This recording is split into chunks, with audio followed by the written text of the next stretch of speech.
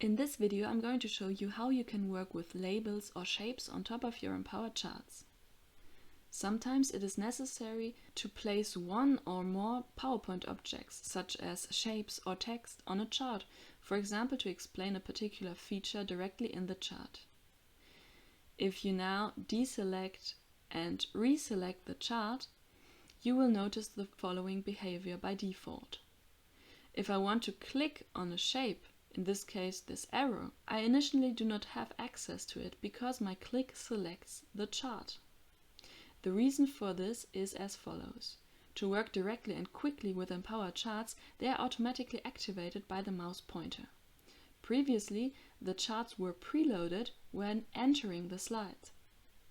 This allows you to work with empowered charts as quickly and effectively as possible.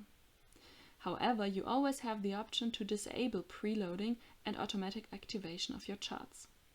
To do this, I click once on the slide so that the chart is no longer selected.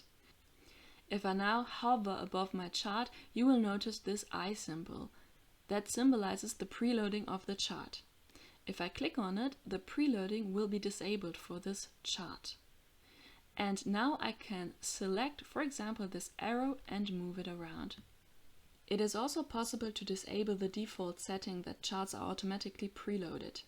To do this, I simply navigate the chart's user settings right here and untick this box so that the preloading will be no longer active. Click on OK. And now you can see that I can simply click on the elements without manually deactivating the preloading. If you work with many shapes on your chart in a presentation or in general, this setting can be helpful.